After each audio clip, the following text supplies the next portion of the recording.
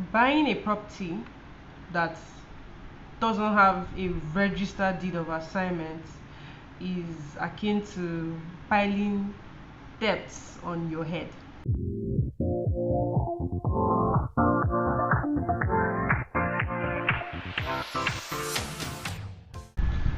My name is Claire, and I'm a lawyer that specializes in the real estate sector.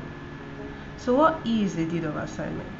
It's a document that transfers title from the seller of the property to the buyer, or in this case we call them the assignor and the assignee.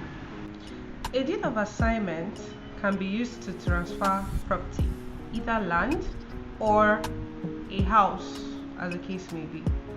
Property generally. Now, for a deed of assignment to be binding, there are some certain things that must be present in that deed of assignment. Number one, and most important, is the information or the particulars of the buyer and the seller, or the assignee and the assignor. It should also include the date of the transaction, the nature of the seller's title, the property description, the history of the property. That's like how the property was handed down from the family to whoever else bought it, Basically, the story of how it came to be in the current owner or seller's possession. It must also include the nature of the transaction, the seller's capacity. The survey plan has to also be there. The survey plan, very important, because it's part of the description of the property. So the survey plan is like the reference point.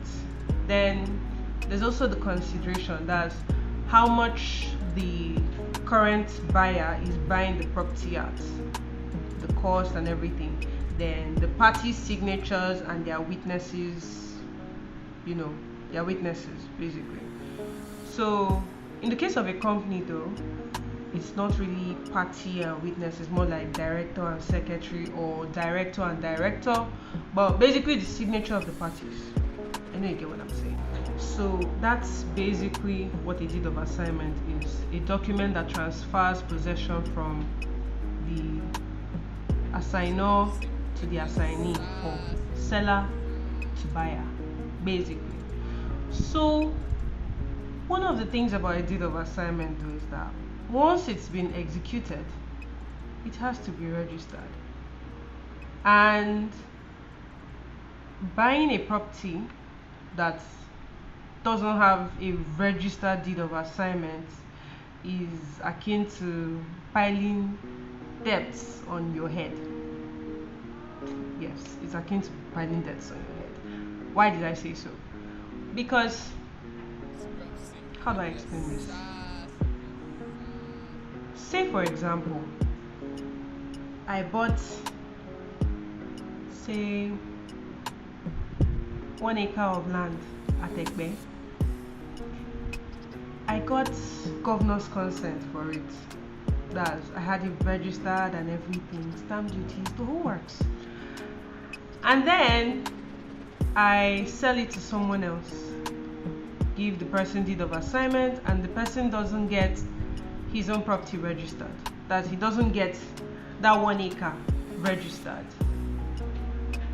Then he now sells it to another person who also doesn't register that deed of assignment.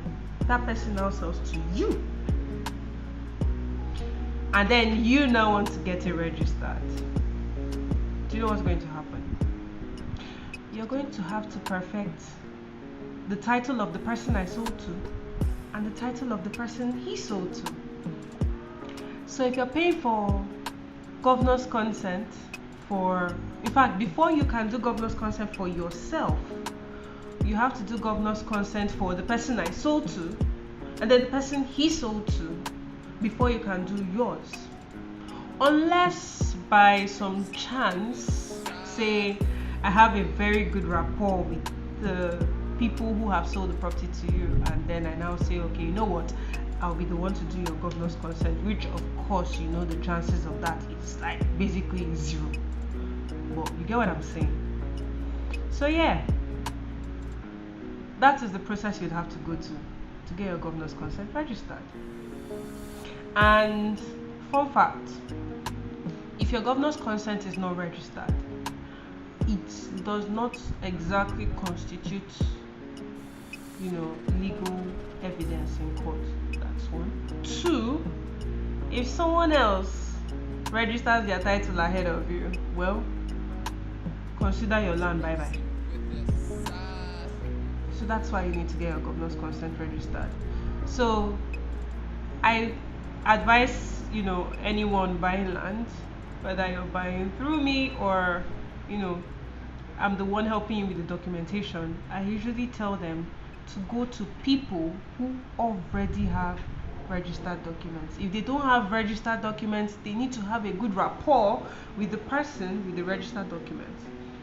Because if not, you're just going to heap, like I said, debts on your head. The second thing is, say there's a land dispute, and let's say someone sold land to you and sold land to me, and before you could say jack, I went and registered my title. Even if the land was sold to me, like say a year after it was sold to you, right? Because my title is registered, if you and I go to court, the chances of me winning that case is much higher than the chance of you winning. Why? Your title is not registered. And because I've registered my title, you can't register yours again, especially if it's the same land. Once I register my title over it, you can't register yours again.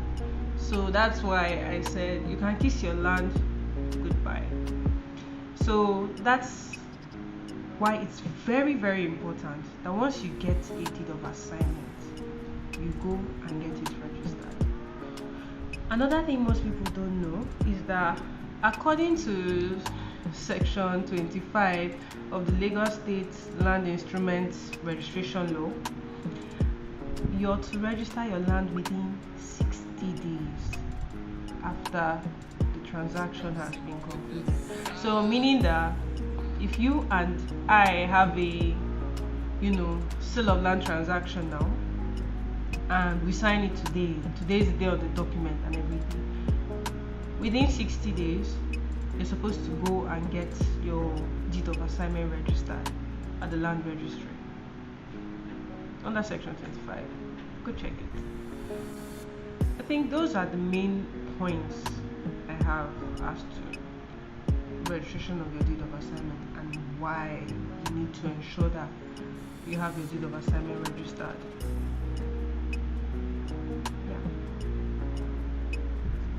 If you liked this video, please give it a thumbs up, and for more, please subscribe to this channel. Thank you.